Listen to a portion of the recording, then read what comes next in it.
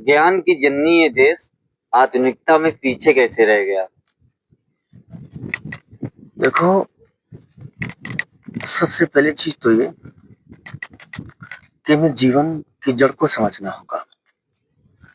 हम कहते हैं कि ये देश ज्ञान की जननी है, लेकिन मान कैसे लें? मान इसलिए कैसे लें, जैसे कोई बच्चा जब स्कूल जाता है तो वो आगे पहुंचता है, लेकिन वो पीछे बैठता है। तो उसे कौन बता रहा है? ये उसकी अबोध चित्त की पहली किरण है। कुछ बच्चे पीछे पहुंचते हैं, लेकिन आगे बैठने की होड़ में झगड़ते हैं। एक उन्हें कौन बता रहा है, कौन सिखा रहा है?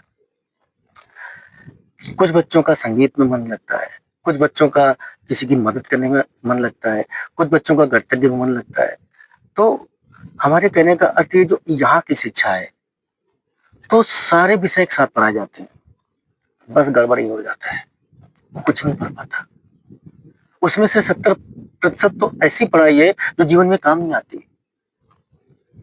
लेकिन हमारे पश्चिम के देशों में ऐसा नहीं है। वहां अगर बच्चे का मन वीडियो में लगता है तो उसकी पूरी ग्रेजुएट सिर्फ टेक्नोलॉजी से होगी। उसको पढ़ा जा रहा है, उसका मूड पढ़ा जा रहा है, उसका चेतन का जो पहली किरण उसको पढ़ी जा रही है। यहाँ बच्चा बनना कुछ चाहता है और बन कुछ जाता है। जैसे एक पशुपालक था, वो अपने घर से बाहर बड़ा उदास बैठा था। तो एक मानस बुद्ध निकले, तो उन्होंने पूछा, भाई इतने उदास क्यों हो?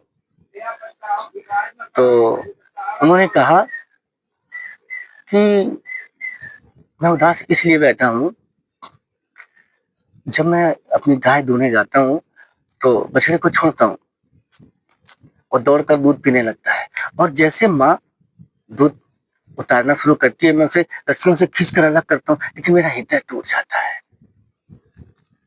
मुझे बहुत तकलीफ होती है कि देखो, मैं इसे दूध नहीं पीने दे रहा हूँ। मानस बुद्ध बोले, बस इतनी सी बात? बोले, उस बच्चे को पता नहीं है कि दूध मुझे कितना पीना है, क्योंकि आज तक तुमने उसको पूरा पिलाया नहीं। बोले, बात तो सच है, लेकिन माँ देखती होगी। बोले, माँ को भी नहीं पिलाया गया। बोले, ये बात? बोले, ये बात। बस सेम यही हो रहा है आज के माइंड में। यहाँ जो बच्चा चाह रहा है, उसे बनने की जो आकांक्षा है, उसे बिल्कुल भटकाकर दूसरा चीज बनाया जा रहा है। माँ बाप कहते हैं मेरा बच्चा ये बनेगा, बनना कुछ और चाह रहा है। उसका जो खुद का व्यक्तित्व बनना, वो बन ही नहीं पा रहा है। धर्म के नाम पर, भाषाओं के नाम पर, देश के नाम पर, जात के नाम पर उसको पहले से ही बांधा जा रहा है। अरे उसे कभी भटकने दो, इन बंधनों से मुक्त करो, और फिर वो जहां रुकेगा वही उसका खुद का व्यक्तित्व होगा, और वही लोग इस देश को आगे ले जा सकते हैं।